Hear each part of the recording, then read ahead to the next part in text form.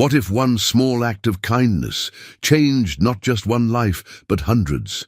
What if a tired, lonely mechanic in a forgotten town fixed more than just a broken wheelchair and ended up unlocking something far bigger than he ever imagined? In today's story, you'll meet a man who lost everything, a girl who believed in more, and a quiet garage where hope found its way back in, one wheel at a time. If stories of healing, human connection, and the power of simple goodness speak to your heart, you're in the right place. Be sure to subscribe and turn on the bell so you never miss another story that might just restore your faith in people. Now, settle in. This is a story you won't forget. Poor mechanic fixed a disabled girl's wheelchair for free. Days later, a helicopter landed outside.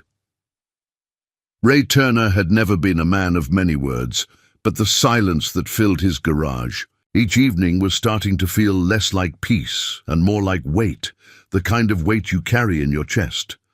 Not heavy enough to break you, but just enough to make everything feel a little slower, a little colder. The sun was dipping low, behind the hayfields of rural Wyoming, casting long golden fingers of light through the smeared windows of Turner's Auto Repair. The garage sat alone, off a dusty road, flanked by a rusted gas pump no longer in use, and an American flag that hadn't flown right in years. The wind had taken its edge, like it had done to everything else around here. Inside, Ray leaned over the open hood of a 1992 Chevy S10, his calloused hands moving with the kind of certainty that only came from decades of repetition. His flannel shirt was stained at the cuffs, and the grey in his beard had long overtaken the black. He didn't mind the solitude. He didn't need much these days. A warm cup of coffee in the morning, the crackle of his old radio, and enough. Work to keep his hands busy, and his mind from drifting too far into places it shouldn't go.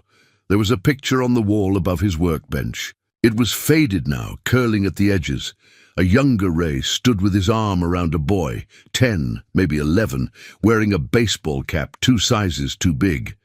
The boy grinned up at the camera like he had the whole world ahead of him. Ray hadn't touched the frame in over a year. The boy's name was Caleb, Ray's only son. The accident had been sudden, like most are. A drunk driver on black ice. His wife, Sarah, died on impact. Caleb had survived the crash, but never quite made it back to the boy in the photo. 3 long years of surgeries, wheelchairs, seizures, until his body simply gave up. Ray buried them both in the same cemetery, 2 rows apart. He hadn't celebrated a holiday since.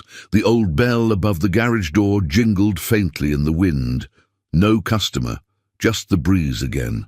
Ray straightened, rubbing the ache out of his lower back. Business had slowed to a crawl in recent years. People either couldn't afford car repairs or had moved to towns where bigger garages offered faster service. But the few folks who still brought their aging trucks and dusty tractors to Ray Turner knew one thing. He wouldn't cheat them. He'd charge what he thought was fair, and sometimes not at all. That's what had kept him afloat, barely. A barter here, a home-cooked pie there. He wasn't in it for the money anymore. Hadn't been for years. He wiped his hands on a shop rag and stepped outside. The wind was picking up, sharp and dry. Across the fields, clouds gathered like heavy thoughts. There'd be rain by nightfall, maybe snow if it dipped cold enough. Wyoming always turned early. As Ray stood there, sipping cold coffee from a chipped mug, his eyes caught movement in the distance, something small, rolling unsteadily along the gravel road, a wheelchair. At first he thought it was abandoned. Then he saw the child struggling to turn one of the wheels, her arms trembling with the effort. A woman, mid-40s maybe, followed. Close behind, clearly distressed but trying not to show it. Ray set down the mug. By the time he reached them, the girl had stopped, breathing hard. One of the rear wheels had collapsed inward at a strange angle. It wasn't going anywhere. "Need a hand?" Ray asked, crouching beside the chair. The girl looked up. She had deep brown eyes, wide and alert, but tired, like she'd learned. Too young that the world didn't always wait for her to catch up. Wheel broke, she said simply. Again. Looks that way. The woman stepped forward, a gentle hand on the girl's shoulder. We were just passing through. I think we hit a rock or something. I don't suppose. You could help? Ray looked at the wheel, then at the girl, then back at the quiet garage behind him. Bring her in, he said. The wheelchair was a mess. Bent axle, stripped bolts, one brake completely useless. Ray rolled it up the ramp into the garage, while the woman, who introduced herself as Marie, helped the girl onto a stool by the workbench. Her name was Lila, 9 years old, chatty, once she warmed up. Do you always fix things? She asked. Watching him work? Sometimes, Ray muttered. Do you fix people too? Ray glanced up, a half smile tugging at his lips. Not sure I ever managed that one, Lila giggled. You kinda smell like the inside of a tractor, but you're nice. Marie let out a tired but grateful laugh. Lila? She chided gently. No, she's right, Ray said, chuckling. I've been around old engines so long I probably leak motor oil.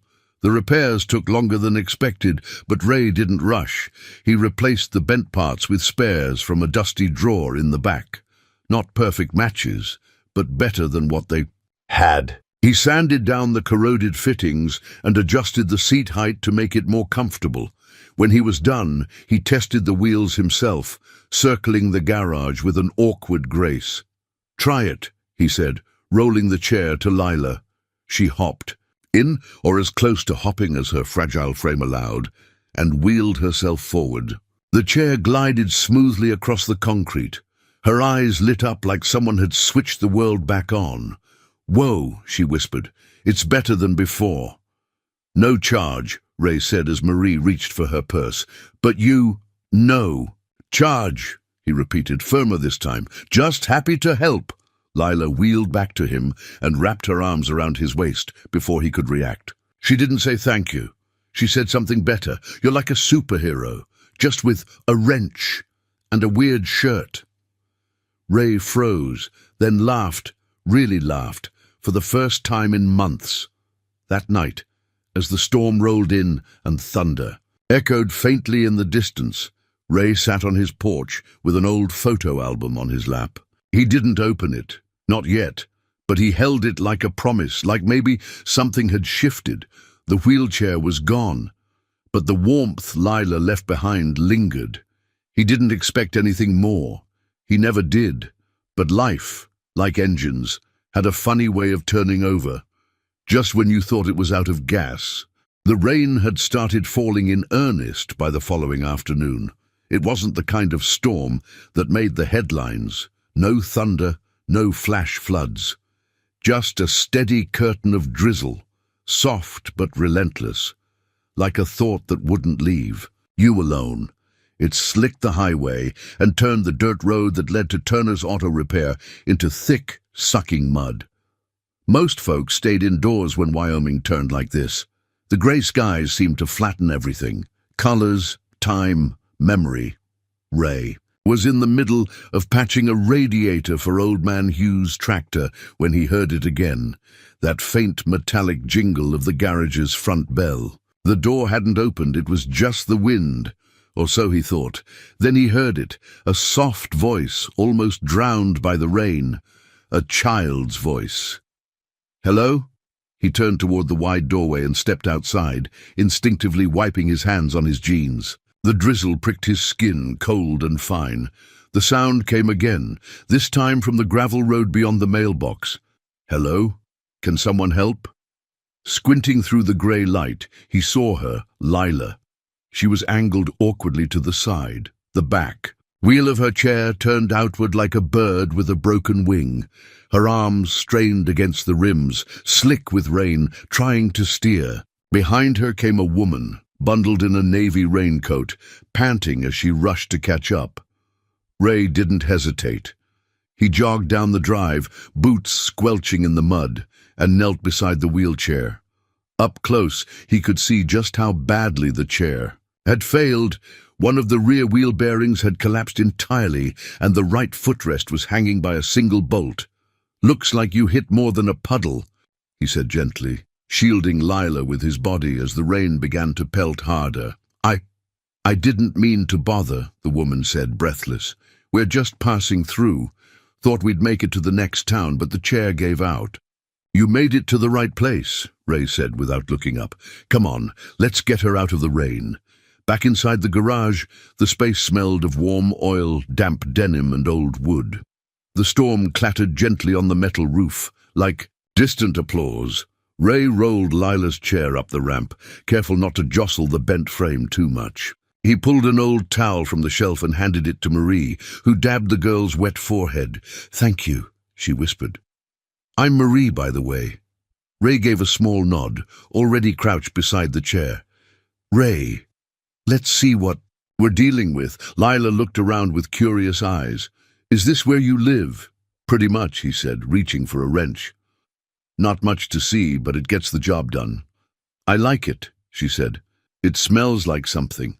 Important's always happening. Ray paused. It had been a long time since anyone said they liked this place. Over the next hour, the garage filled with the soft rhythm of tools and the hum of the old propane heater. Ray took the chair apart with care, laying each piece on a clean towel. He noticed something as he worked. Whoever had assembled the chair had done a hasty job. The bolts were mismatched, some even stripped. It wasn't a cheap model, but it had been handled cheaply. Marie sat nearby, sipping coffee Ray had offered from his thermos. She watched him with quiet appreciation, but didn't interfere. You work on wheelchairs often? She asked. Ray shrugged.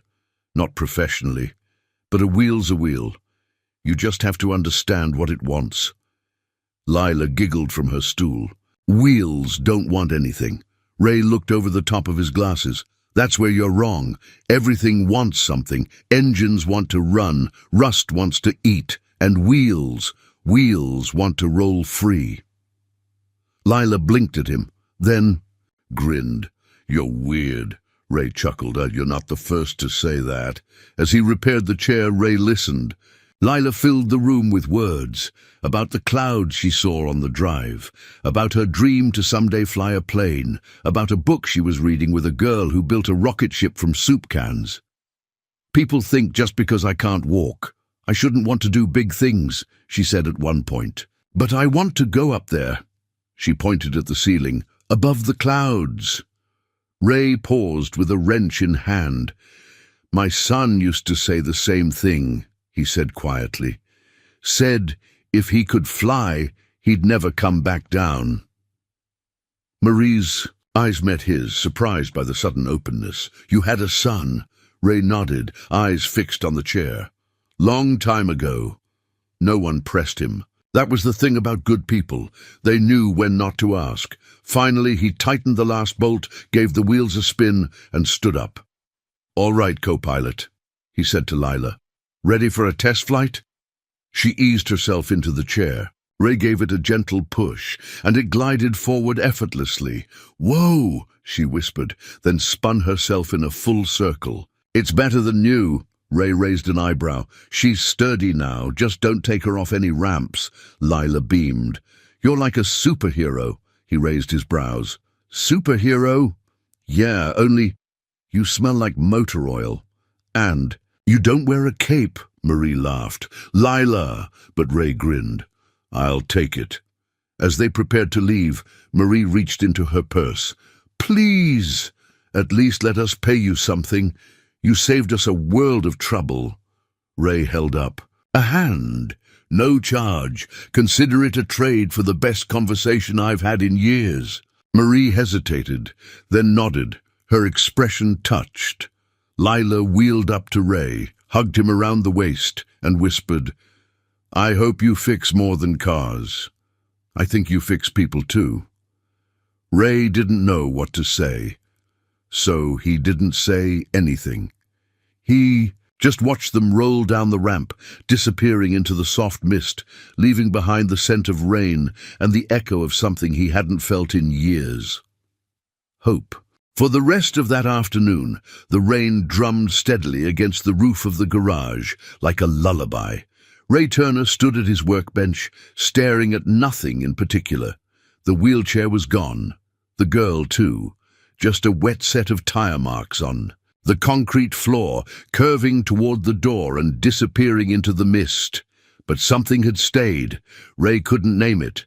It wasn't joy exactly, wasn't quite peace either, but it was warmer than the silence that usually wrapped around him, like a threadbare coat, lighter somehow. The girl had left a smile behind, and it wasn't hers, it was his. He tried to work. The Chevy from the day before still sat up on the lift, its rusted undercarriage waiting like it had all the time in the world. But Ray couldn't concentrate.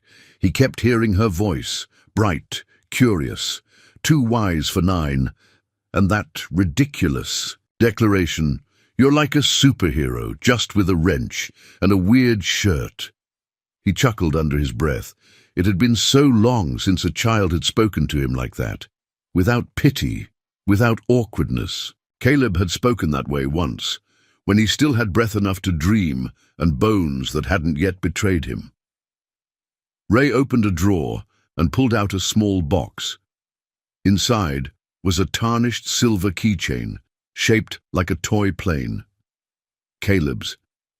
He'd saved it after the funeral, though he hadn't touched it in years. The edges were worn smooth, and the blue enamel had chipped away. He turned it over in his palm. "If I could fly, Dad," Caleb had once said, "I'd go all the way to the moon and come back just to tell you it's real." That was before the seizures, before the endless nights in sterile hospital rooms, pretending not to cry while machines beeped like tiny clocks counting down. Ray put the keychain back and shut the drawer. Later that evening, as twilight bled across the horizon, Ray lit a fire in the old stove that had come with the garage. It crackled and hissed, filling the small space with the scent of pinewood and the creak of memory. He sat on a folding chair, a mug of instant coffee cooling between his hands. He wasn't a man prone to sentiment. He didn't keep journals or write letters he'd never send. But the day had pulled something loose inside him. He found himself staring at the photo on the wall again. Caleb, in his oversized cap, missing a front tooth, one arm thrown around his father's shoulder like he'd been born to belong there. The picture was faded now, water-damaged in the lower corner. He hadn't bothered replacing it. Somehow, the imperfections made it feel more honest. Ray reached out and touched the frame, just a brief, passing gesture, as if to say, "I still see you." The storm cleared sometime after midnight. By morning, the clouds had scattered like ash on the wind, and the Wyoming sky returned to its usual wide, indifferent blue. Ray opened the garage as he always did. Same creaking roll-up door, same groan of the old stool under his weight as he sat with his coffee. But something was different. He kept glancing down the road, half expecting to see that battered wheelchair rattling over the gravel again. It didn't come, of course. Just birdsong and the occasional passing truck. Still, the image of her stayed. With him, a skinny girl with uneven braids and big eyes, talking about flying like it was the most natural thing in the world. Most kids talked about wanting things. Lila talked like she'd already seen them. By noon, the garage had grown hot. Ray peeled off his flannel and wiped his brow with a rag. A local farmer had dropped off a busted riding mower, and he was elbow-deep in its corroded engine when the thought hit him. He'd never asked where they were going. Marie had said they were just passing through, but that could mean anywhere. Why were they on this back road to begin with? Why not on the highway? Why a second-rate, patched-together wheelchair for a girl like that? It didn't sit right, not in a troubling way, just in a way that made his gut itch, but Ray wasn't one. To pry, people had their reasons. Some you could see, some you never would. That night he made a sandwich and turned on the radio. The same old station with the same old voices. A preacher from Cheyenne, a weather update from Casper, a Johnny Cash song that bled from the static like an old wound. Ray tapped his foot. He felt strange, restless. It had been years since he'd missed someone he'd only met once. He grabbed his notebook, the one he used to track customer orders, and on a blank page, he scribbled something he couldn't say out loud. "The girl reminded me of Caleb." He stared at it a long time. Then, he added, not in the way she looked, in the way she dreamed. The next morning began like any other. Coffee, radio, the slow creak of sunlight across the garage floor, until the bell above the door rang again. Ray looked up, but there was no one standing there. Then came the low, unmistakable thump, thump, thump of rotors slicing the sky. It grew louder, closer. He stepped outside, and that's when he saw it, hovering just beyond the tree line, lowering slowly onto the dirt field beside his garage, a helicopter. Sleek, silver, glinting like something from a dream. Ray didn't move. He just stood there, heart pounding in the cage of his ribs, the sun burning hot against his arms. The girl was gone.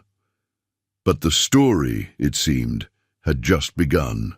Ray Turner had never seen a helicopter land in his field. Certainly not a silver one, with tinted windows and sleek rotors slicing the air like blades from the future. He stood there, half in shadow under the frame of the garage, a wrench still. In his hand, eyes fixed on the impossible sight descending just past the gravel drive. The ground trembled faintly. The wheatgrass swayed like it was bowing.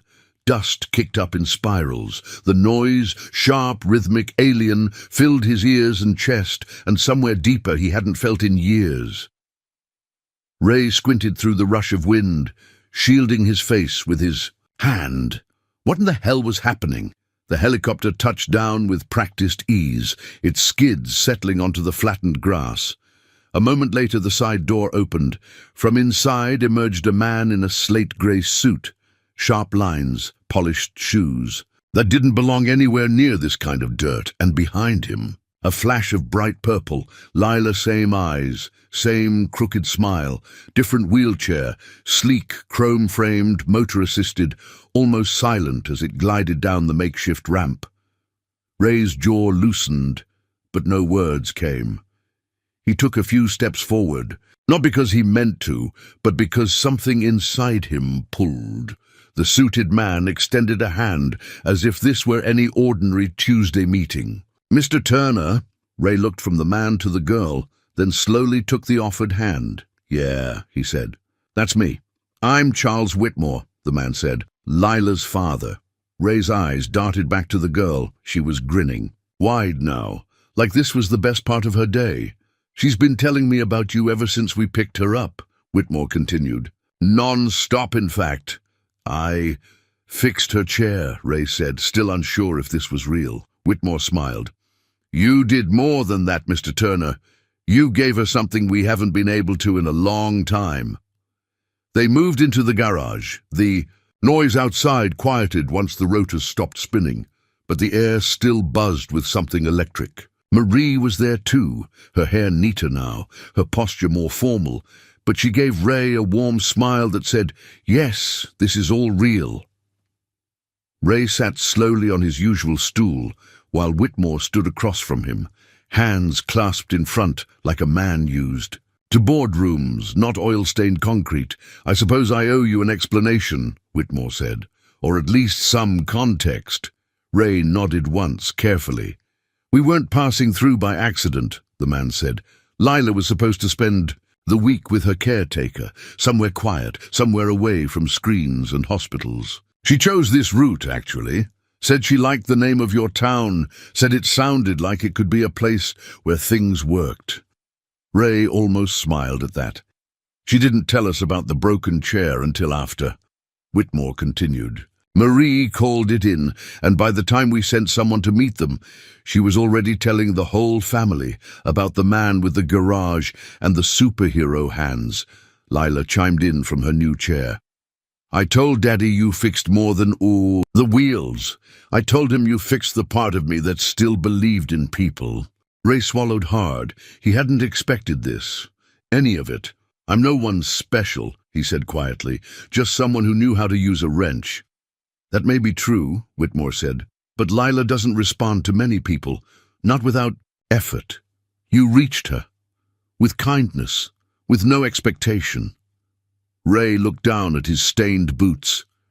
"It wasn't about reaching anyone. I saw a kid in trouble." Whitmore nodded slowly, thoughtfully. "We've been working on a program," he said. "A design initiative focused on mobility for children in rural areas. You'd be surprised how many families live with chairs that aren't fit for a sidewalk, let alone a dirt road. We have the technology, the funds, but we've lacked something." Ray looked up. "What's that?" "Heart," Whitmore said, simply.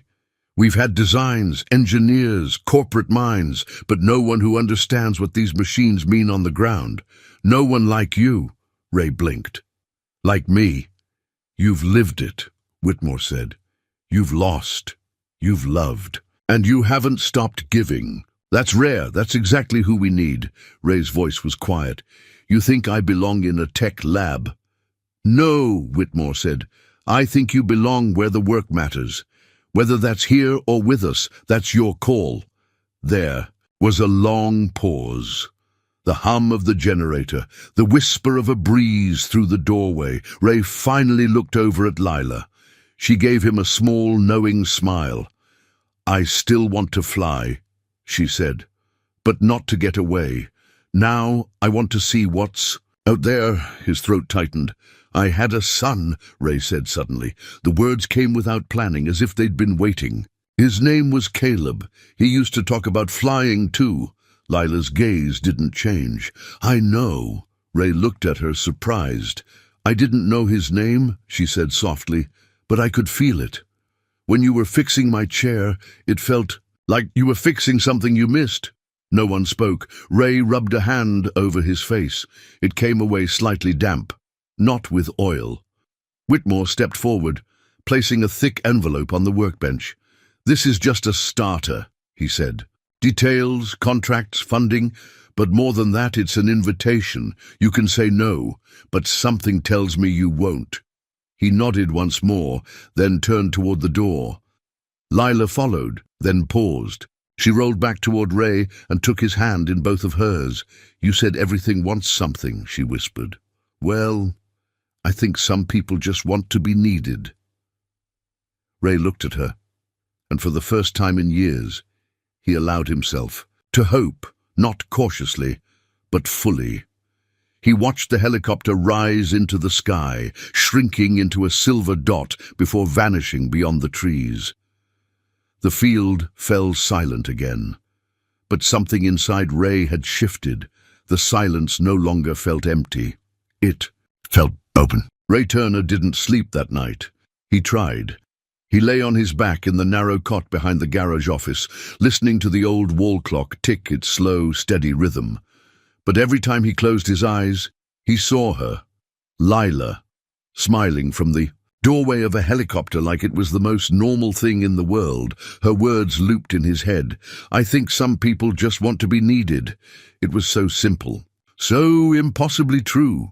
He rose before dawn, like always, but instead of heading to the garage, he made himself a cup of coffee and sat at the small kitchen table in the back room.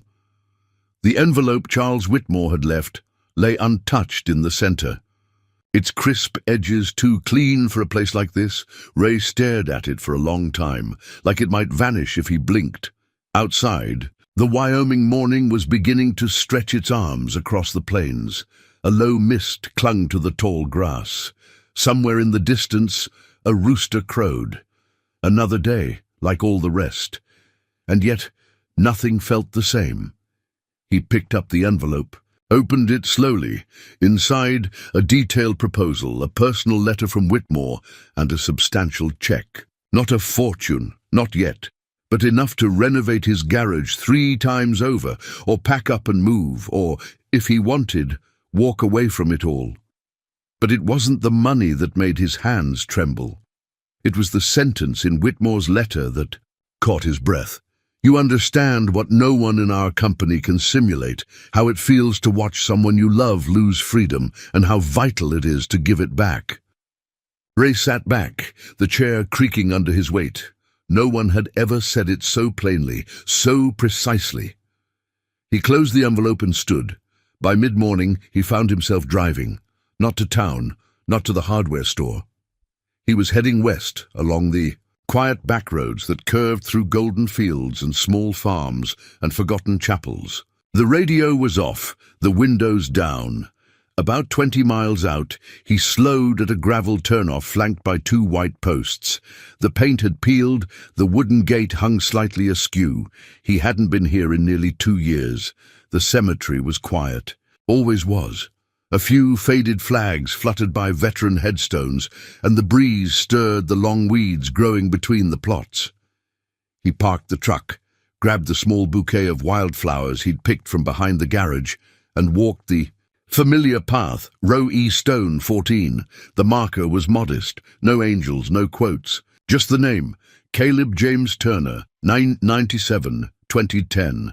Loved beyond words. Ray knelt, placing the flowers gently at the base of the stone. He sat there a long time, knees in the grass, eyes wet, not from the wind. "I met a girl yesterday," he said softly. "Her name's Lila." His voice felt foreign in the stillness. "She reminds me of you, not how you looked, more how you felt. You always had that way of seeing the world like it owed you magic." Ray smiled to himself. "She wants to fly, you know, not just talk about it. She means it just like you did." He leaned forward, elbows on his knees, hands clasped together. "She said something, Caleb. Something I can't shake. She said maybe some people just want to be needed." He paused, breath catching. "I think I stopped being needed when you left. Or maybe I convinced myself I did. Maybe it was easier to keep fixing broken things than admit I felt broken too." The wind picked up, brushing through the trees. "I don't know if I belong in some fancy program," he continued. "I don't know if I can help those people, those kids, but I think, maybe, I want to try." He placed a hand gently on the headstone. "I wish I could ask you what to do. But maybe. You just answered me." He stayed until the sun climbed. Then drove home in silence. Back at the garage, he pulled out the folder again and spread the documents across his workbench. Terms, proposals, plans, everything neat and professional. But he didn't start with the paperwork. He pulled out a clean notebook, the kind he hadn't used since the days he used to sketch car parts with Caleb. On the first page he wrote, "Ideas that don't exist yet." Below that, he scribbled fast, messy lines: modular wheels for gravel roads, magnetized locks for kids with weak hands, rain-resistant motors, must test in real storms. Each note was a flicker of something larger: purpose, memory, momentum. He wasn't a doctor. He wasn't a scientist, but he'd spent a lifetime fixing things people thought couldn't be fixed. Maybe that was enough. That evening, as the sun melted behind the hills, Ray stepped outside and leaned against the doorframe of the garage. The breeze carried the scent of sage and old dust. He looked out over the field where the helicopter had landed, now quiet again, as if nothing extraordinary had ever touched it. But Ray knew better. Something had landed here, and it wasn't the helicopter. It was something else, something soft and deep and healing. Hope. Not the flashy kind. Not the kind you put on billboards, the kind that comes when a little girl in a broken wheelchair says, "You helped me believe again." And for the first time in many years, Ray Turner believed it too. The morning after visiting Caleb's grave, Ray Turner found himself staring at the contract again. He'd spread it across the workbench like an engine schematic, trying to make sense of all the fine print, as if decoding legal language might feel as natural as adjusting a carburetor. It didn't, not even close. The proposal wasn't a trick. Ray could tell that much. Everything was spelled out plainly: design consultation, small-scale prototyping, optional relocation, though that part was underlined with a note. "Only if you want. We'd be honored to work around your garage," Lila insisted. He smiled faintly at that. The kid had guts. Still, he hesitated. It wasn't the money. It wasn't the fear of failure, though that loomed large enough. It was this strange, bone-deep feeling that life was changing, really changing, and he wasn't used to life doing that without first taking something away. By noon, a black SUV, with tinted windows, pulled into the gravel driveway, tires crunching over stones, still damp from last night's dew. The same driver from the helicopter stepped out, nodded politely, and opened the rear door. Out came Charles Whitmore, dressed less like a CEO this time, khakis, a button-down, rolled sleeves. No tie, but still unmistakably a man who didn't just visit places like this, he acquired them. Ray wiped his hands on a towel and met him halfway. "Didn't expect to see you again so soon," Ray said. "I told Lila I'd try to be quick," Whitmore replied. "But she's a very persistent negotiator."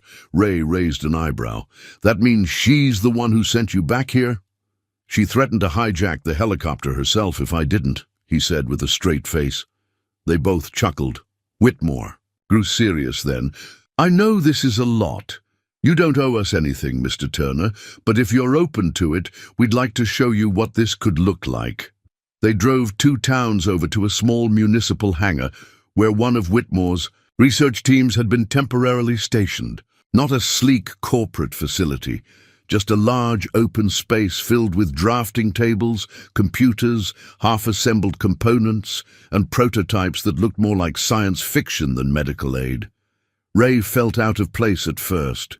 He moved slowly, hands behind his back, like someone visiting a museum where everything was too expensive to touch. "This is our rural mobility unit," Whitmore explained. "We've been trying to solve a problem no one seems interested in. What happens when a kid with disabilities doesn't live in a city? When the roads aren't paved, when the sidewalks are a myth, and power outages are just part of life." Nodded, quietly absorbing it all. "We've had brains," Whitmore said. "We've had money. But Lila saw something we didn't. She saw you." Ray shook his head. "I'm not an engineer." "No," Whitmore agreed. "You're better." They walked past a workbench with several open sketches. Ray paused at one. A rugged, multi-terrain wheelchair with oversized all-weather tires and an adjustable suspension. There was a handwritten note in red ink at the corner of the page. "Make sure it can go through snow.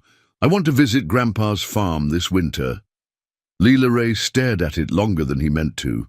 "She's got opinions," he murmured. Whitmore smiled. "That's the polite version." They moved toward a quieter corner of the hangar, where Lila was sitting in her new chair, chatting animatedly with 2 young designers. She spotted Ray instantly and wheeled toward him, faster than he thought possible. "Ray!" she beamed. "You came?" He knelt a little to be eye level. "You know, I'm starting to think you've been the boss this whole time." Lila leaned in and whispered, "I have. Daddy just signs the checks." Ray laughed, really laughed. She held up a small pad filled with drawings, some surprisingly detailed, others a child's imagination running wild.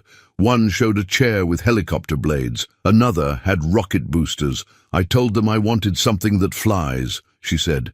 "They said no." Ray flipped to a blank page and sketched a wheel with a tread design. "This is what you actually need," he said. "See those grooves? They grip better in mud and snow." Lila looked impressed. "You're hired." Later that afternoon, while Lila showed off the Mobility Lab's test track, Whitmore and Ray sat outside on folding chairs under the broad shade of an old hangar awning. "I have to ask," Ray said, watching the girl maneuver a slope with grace. "Why the chair she was in before? The old one? It wasn't built for her?"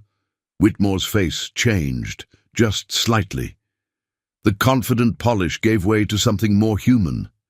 "She hated everything we gave her," he said. "Every top-tier device, every smart tech solution. Said they felt fake, clinical. She wanted something real. She wanted someone to care." Ray looked at him. Whitmore shrugged. "She found that in your garage. In you." Ray exhaled, the truth beginning to settle. She wasn't just a curious girl in a broken wheelchair. She was a girl who had everything except the feeling that someone saw her as more than a diagnosis, and she had found that in a run-down garage from a broken man who had once loved a broken boy. As the sun dipped low, painting the edge of the horizon in orange and rust, Whitmore turned. "Ray, one last time. You don't have to say yes today. But we're not just offering a job. We're asking for a partner. Lila's made that very clear." Ray watched the girl circle again, laughter trailing behind her like wind chimes. "I lost my son," he said quietly. "But I didn't lose. What he gave me." He turned to Whitmore, eyes steady. "Tell your daughter I'm in." Ray Turner didn't say much on the drive back. The SUV hummed quietly over the winding county roads, the late afternoon sun casting long golden shadows across the open fields. Charles Whitmore sat beside him in the back seat, respectfully silent. There was nothing more to say, not yet. Outside the window, Wyoming rolled past in slow, familiar frames, barbed wire fences, weathered barns, silhouettes of deer pausing just beyond the tree line. It was the same landscape Ray had driven through for 20 years, and yet it no longer looked like a place he was passing through. It looked like a place he might build something. When the SUV dropped him at the mouth of the gravel drive, Ray gave a small wave of thanks, then turned toward his garage, his world, now quiet in the golden light. A place of memory, a place of grief, a place that had just been asked to become something more. The old garage door groaned open like it always did. Dust motes floated in the last rays of sun slanting through the high window. The air smelled of steel, pine cleaner, and yesterday's coffee. Ray stepped inside like a man stepping back into a life he'd long been exiled from. He moved slowly past the workbench where Lila had sat, past the shelf where Caleb's old model airplane still gathered dust. He ran his fingers along the edge of the bench, then paused, eyes drifting to the framed photo on the wall.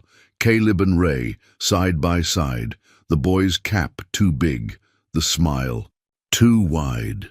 Ray pulled up a stool and sat down hard, like he used to when Caleb was still alive, and they'd spend hours tinkering with toy engines and dream projects they never had time to finish. He let the quiet fill the room, the way it had every night for the last decade, but this time it didn't feel like loneliness. It felt like permission to begin again. He reached under the bench and pulled out an old metal box, the kind that once held wrenches and now held pieces of a father's unfinished grief. Inside were sketches. Some were Caleb's, drawn in crayon, others Ray's, done in pencil with neat labels, gear-assisted walker, modified handle for weak grip, push bar with shock dampeners, things they'd dreamed up in hospital rooms. Things Caleb never got to use. Ray spread the papers across the bench. So much loss, buried in so many lines. But today, it wasn't just loss he saw. It was starting points. That night, Ray didn't cook dinner. He didn't turn on the radio. He sat at the bench, drafting. He pulled out a fresh notebook, the one Charles had given him, though the pages were still blank. In the top left corner of page 1, Ray wrote in clean block letters, "Project. Real wheels for kids who don't live on sidewalks." He underlined it twice. Then he began sketching again. Not for Caleb this time, but for the next child. The one, 100 miles from the nearest specialist, the one whose parents were just trying to keep the wheelchair from sinking into their dirt driveway. He scribbled notes. Adjustable axle height for rocky ground. Grip-enhanced push rims for kids with low dexterity. Modular snow guards, attachable, removable, battery assist, but with backup manual override. His handwriting was a mess. His drawings weren't clean, but they were real. And they came. From a place no engineer in a corporate tower could reach, a place of lived understanding. Sometime around midnight, Ray stood, stretched his back, and wandered outside. The sky was clear, dusted with stars. The kind of stars city folks forgot existed. He walked out past the gravel, through the tall grass, toward the back of the lot, where the old bench stood, the one he and Caleb had built together the summer before the accident. It was still there, weather-worn but sturdy. Ray sat, and then, almost without realizing, he started to talk. "Hey, buddy," he said, voice low, scratchy. "It's been a while." The wind stirred. A breeze tugged gently at the tall weeds. "I got asked to help with something big. A girl. You'd like her. She's got your fire. She dreams like you used to, wants to fly." He smiled softly in the dark. "She made me believe again. Can you imagine that?" He paused. "I don't know if I'm enough, but I think I need to try, not just for her, for me, for you." His voice cracked. "I should have done this sooner." There was no answer, just the wind, the stars. But Ray felt something loosen in his chest. Not pain. Release. He woke the next morning, before the sun, as he always did, but this time he didn't start the day with routine. He pulled out the notebook again and wrote a new section, Prototype 1, Lila's Wheel, designed for voice, for stubbornness, for freedom. Then he circled it in thick red ink. Outside, the sky was pale with the promise of morning, and, for the first time in a long time, Ray Turner felt like he was exactly where he was supposed to be, not fixing something broken, building something new. A week after Ray Turner said yes, the old garage began to sound different. The stillness that had once defined the space, the echo of solitude, the hum of a single man's routine, was replaced with something warmer, fuller. There was still the smell of oil and pine cleaner, but now it mingled with coffee from fresh thermoses, the scrape of new toolboxes on concrete, and the quiet murmur of collaboration. For the first time in years, Ray wasn't alone in his shop. Whitmore had kept his promise: no relocation, no disruption, just support brought right to Ray's door. The company had set up a mobile workspace in the adjacent shed, where two young engineers, Natalie and Jonas, worked side by side with Ray on sketches and builds. They were good kids, bright-eyed and respectful. Natalie had a gentle, precise way of asking questions. Jonas talked too fast, but listened better than most people Ray had met. More importantly, they didn't talk down to him. They understood something rare, that expertise didn't always wear a lab coat or carry a degree. Sometimes it came with grease under the fingernails and grief tucked deep behind the ribs. On Monday morning, they gathered around Ray's workbench, no longer cluttered but reorganized, humming with new life. Natalie unrolled a set of printed blueprints across the surface. "This is what the original prototype looked like," she said, pointing to a 3D model of an all-terrain wheelchair. "We focused on function first: durability, range, weather. Resistance," Jonas chimed in, tapping a different sheet. "But what we didn't think about is personality. The human feel. That's where we hit a wall." Ray studied the drawings in silence. Then he reached over, pulled out his notebook, and flipped to a sketch he'd drawn the night before. A simplified version of their design, with the center of gravity lowered and the push rims curved outward for smaller hands. He pushed it across the table. "This," he said, "feels like something a kid would want to use, not just something they have to." Jonas looked down, nodded slowly. "You lowered the seat so they feel more grounded," Ray shrugged. "And safer," Natalie smiled. "That's exactly the kind of detail we miss behind our screens." As the week wore on, the garage transformed, not through construction, but through intention. What had once been a place for patching up broken vehicles now buzzed with the quiet urgency of purpose. Even the neighborhood started to notice. On Thursday afternoon, a pickup truck pulled into the lot. Ray recognized the driver immediately: Marlene, a widowed farmer who lived 5 miles down the road. Her grandson, Eli, sat in the passenger seat, his crutches folded neatly beside him. "I heard you're working on something," Marlene said with a smile. "Eli's got the kind of trouble no catalog wheelchair ever seems to fix." Ray knelt beside the boy. "What kind of ground do you walk on?" Eli grinned shyly. "Mostly mud, and sometimes goats." Ray laughed. "Well, we'll see what we Gandoo. They let Eli try a modified prototype Jonas had just adjusted. He wheeled himself across the gravel like he'd been doing it for years. For the first time in days, the sound of laughter filled the yard. Ray stood back and watched it all unfold. Young engineers measuring wheel depth, neighbors offering muffins and unsolicited advice, kids peeking in to ask questions. It felt like the garage had opened its doors, not just to work, but to community. That night Ray stayed late. The others had gone home, promising to return in the morning with fresh parts and new questions. He sat on his bench, alone again. But this time the silence was different. It was earned. The whiteboard leaned against. The back wall was covered in notes, material lists, torque calculations, weight limits. But in one corner, someone, probably Natalie, had scrawled in red marker, "Real wheels, built for real kids, inspired by one." Ray stared at the line for a while. He reached for his notebook and wrote beneath the day's sketches. Lila wasn't just a spark. She was a matchstick dropped into a box of old dreams I thought would never burn again.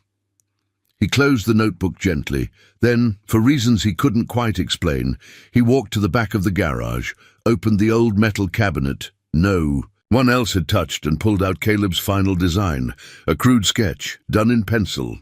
Dated 3 months before the boy passed. It was a chair, not unlike the ones they were building now, but with wings drawn on the sides.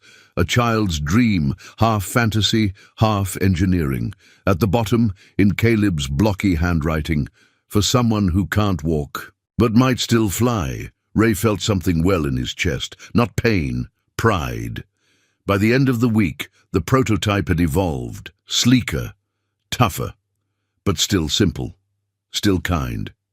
Ray stood beside it, one hand on the push rim, the other resting on the backrest. "Feels like something Caleb would have drawn," he whispered. Natalie looked up from her laptop. "What did your son like to build?" Ray didn't hesitate. "Freedom," he said. Even when he couldn't walk, he wanted to feel like he could go. He never wanted the world to slow down for him. He just wanted something that let him keep up. Jonas nodded. "That's exactly what this does." Ray didn't reply. He just smiled. That evening, as the sun sank behind the hills, the garage sat glowing from within, light spilling out the windows, laughter echoing down the drive, the scent of metal and hope lingering in the air. Ray stepped outside, leaned on the doorway, and looked up at the sky. It was clear, and though he'd spent years thinking the best parts of his life had already happened, now, standing there surrounded by sketches and second chances, he allowed himself to believe, maybe, the best part was still being built. The convention hall in Denver was a far cry from Ray Turner's garage. It was all glass and steel and gleaming floors that made your footsteps sound important. Lights hung like halos from the rafters, and banners waved with bold, futuristic slogans. Innovation for all. Tomorrow starts today. Ray adjusted the sleeves of his borrowed blazer and exhaled slowly. He felt like a man wearing someone else's skin. It had been a long drive from his little Wyoming town to this center of progress and polish. The Whitmore team had arranged everything. Registration, a booth set up, even a hotel. They insisted he be here for the launch of the Real Wheels initiative, the program his hands had helped bring to life. But walking into that hall, surrounded by engineers in suits and polished pitch decks, Ray had never felt more out of place. Then he saw her. Lila. She was already there, rolling confidently through the crowd in the latest prototype they'd built together.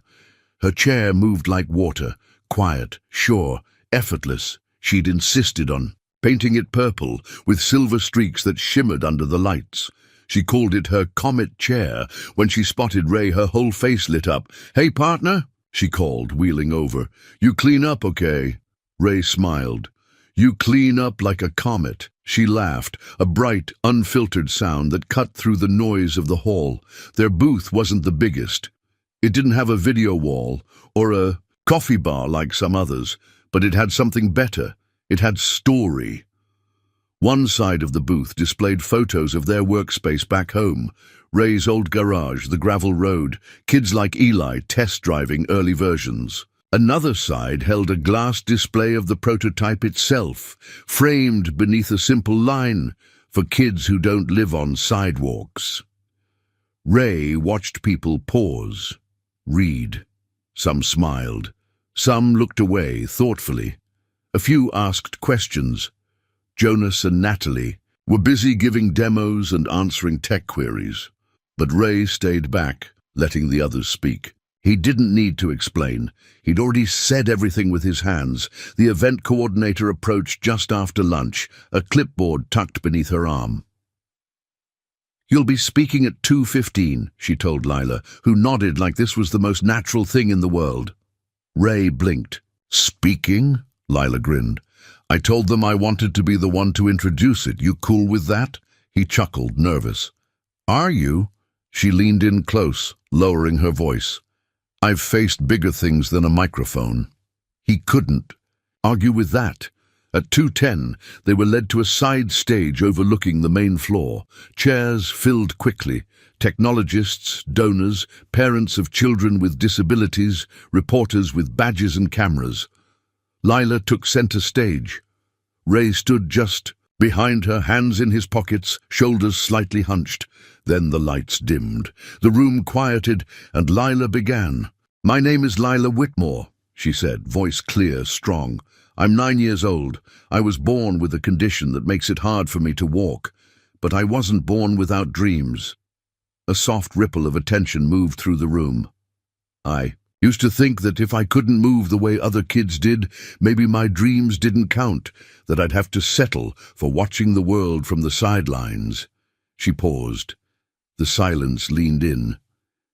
"Then one day, my wheelchair broke. On a gravel road, in the middle of nowhere, and I met a man with oil on his shirt and kindness in his hands."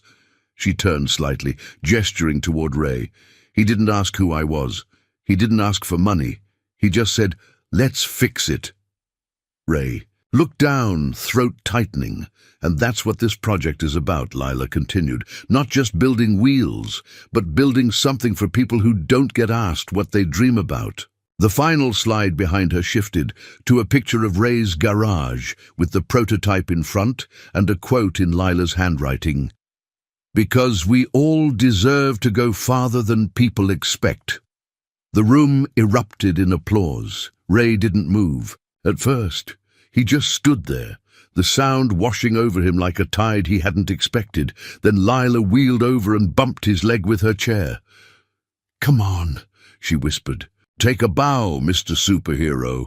He didn't bow, but he did raise a hand, half in thanks, half in disbelief, and that was enough.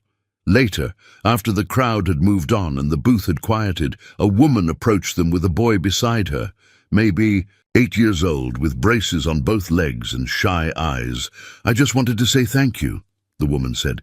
He hasn't stopped smiling since you spoke." Ray knelt beside the boy. "What's your name?" "Isaiah." "You like to go fast, Isaiah?" The boy grinned and nodded. Ray looked up at Lila, then back at him. "We're working on something that just might help with that." The woman touched Ray's arm gently. "You don't know what this means." Ray did, actually, for the first time in years. He really did.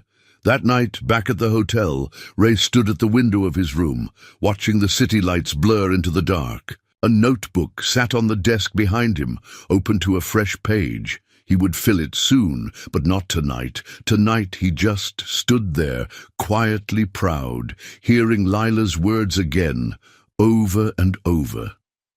"I wasn't born without dreams. Neither was he. He had just forgotten them. Until now." The day after the exhibition, Ray Turner stood in the middle of his garage, as if seeing it for the first time. Nothing had changed, really. The same oil stains on the floor, the same uneven shelf where old spark plugs sat in dusty jars, the same wooden beams that creaked when the wind picked up from the north.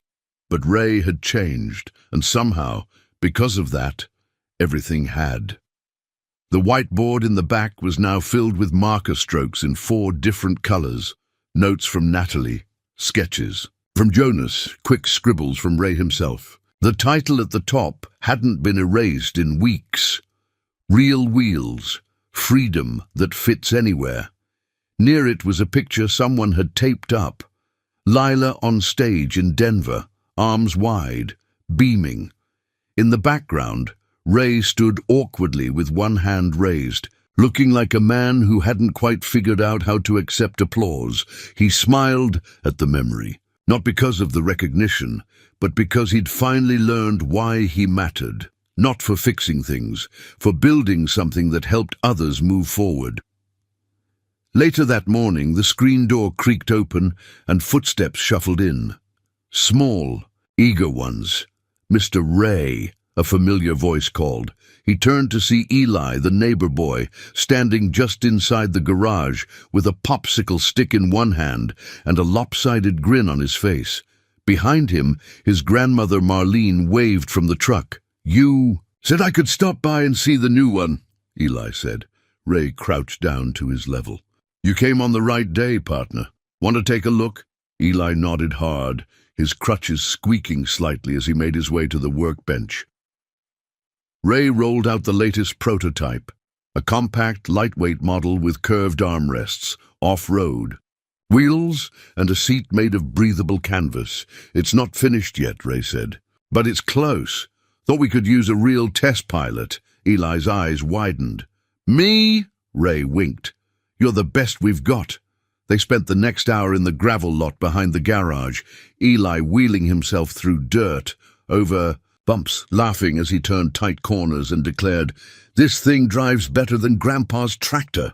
Ray watched from the side, arms crossed, a quiet pride warming his chest. Not long ago, this lot had been empty, just weeds and gravel and the weight of memory. Now it was a runway. That afternoon, a few more neighborhood kids showed up. Then a curious father. Then someone from the local paper asking if Ray was the guy with the miracle wheels. By evening, the garage, once defined by silence, was buzzing with voices, conversations, plans, laughter, and Ray wasn't hiding behind the workbench. He was right in the middle of it. Later that night, after the last car pulled away and the lights were dimmed, Ray sat alone at his old wooden bench with a fresh cup of coffee. The garage was quiet again, but it wasn't empty. It was full of something invisible, something that didn't hang on walls or hum from machines. Belonging. He turned to the shelf beside him, pulled out the old metal box again, the one with Caleb's sketches. He hadn't opened it since the night he returned from the cemetery. Inside, beneath the worn designs and crumpled papers, was something he'd forgotten about entirely. A letter. Folded, yellowed, addressed in a child's careful handwriting. "For Dad, when I can't say it out loud." Ray hesitated, then unfolded it. The handwriting was crooked. A few letters were backward, but he read every word slowly, like a prayer. "Dear Dad, sometimes I'm scared you're sad because of me. But I just want you to know I love being your kid. You don't have to fix everything. Just be with me when it's hard. That's what helps most. Also, I think our garage is magic." Love. Caleb Ray didn't cry, not fully, but his eyes stung and his throat closed around something soft and heavy. He whispered into the quiet, "You were right, buddy. It really was." He folded the letter carefully and placed it back in the box. Then he picked up his notebook and flipped to the next blank page. At the top he wrote, "Tomorrow. Test Eli's feedback on curb climbing, research fabric options. Lila mentioned overheating ask. Natalie, if we can build a kid-sized toolkit." Then at the bottom, in smaller letters, "Don't forget, you're still building something that matters." He tapped the pencil once against the page. Outside, the night wind rustled the tall grass in the fields beyond. The garage stood steady against the dark, its windows glowing faintly like lanterns in the dusk. Ray Turner leaned back, exhaled, and let himself feel something close to peace. For the first time in years, he didn't just fix things, he helped them move again. The first snow arrived quietly. Just a dusting, really, soft flakes floating down onto the Wyoming plains, settling on fence posts, curling along the edges of the garage roof. It came without fanfare, without wind, just stillness and a hush that made even the gravel road seem reverent. Inside Turner's garage, a small celebration was underway, nothing grand. No speeches. Just coffee, hot cider, and a handful of folding chairs filled with neighbors, engineers, and children trying out the latest version of the all-terrain wheelchair now known, officially and proudly, as the Whitmore Comet. Ray Turner stood off to the side, his mug warm between his palms. His beard had grown a bit fuller. There were more creases around his eyes, though these days most of them came from smiling. Jonas and Natalie were huddled over a laptop nearby, streaming a live feed to Seattle, where the first production run of Real Wheels had officially launched 2 weeks ago. Already, the chairs were making their way to rural clinics, tribal communities, and border towns, places where smooth sidewalks were rare, but dreams still ran deep. Ray turned when he heard the chopper. It was a smaller one this time, quieter, sleeker. It landed gently in the field behind the garage, just like it had that first day, and out of it came Lila. She was taller now, just a little, her cheeks rounder, eyes sharper, that same spark still dancing behind them like light bouncing off chrome. She wheeled toward him faster than he expected, and for a moment he saw a blur of silver and purple and motion, pure, unstoppable motion. When she reached him, she stopped short and smiled up. "I brought a surprise." Ray raised an eyebrow. "I thought you were the surprise." She turned and waved toward the helicopter. Out stepped 4 kids, each one maneuvering down the ramp with ease, on their own wheels, different builds, different colors, different needs, but all of them moving, all of them free. One boy high-fived her on the way down. A girl with tight braids did a spin and laughed like the wind itself had been waiting for her. Ray stood still, hand pressed to his chest. Lila looked up at him. "They're the first." "The first?" "The first to get chairs from our shop. Straight from here, built off what we started. I wanted them to pick them up in person." Ray swallowed hard. "That's a lot of trust."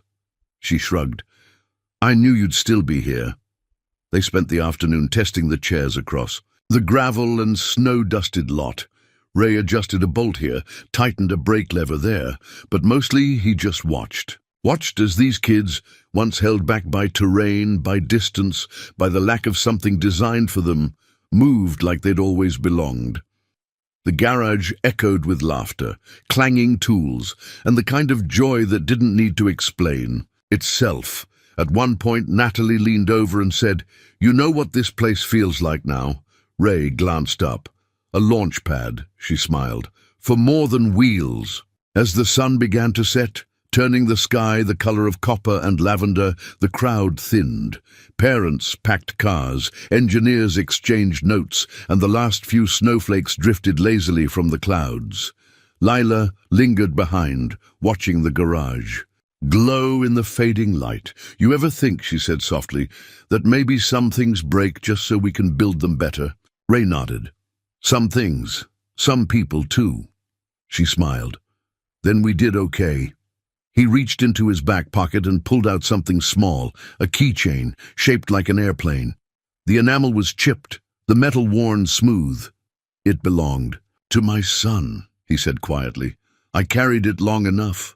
Think it's time someone else did something with it." He handed it to her. Lila turned it over in her palm, reverently. "I'll fly with it," she whispered. Ray looked out over the snowy field. "I know you will."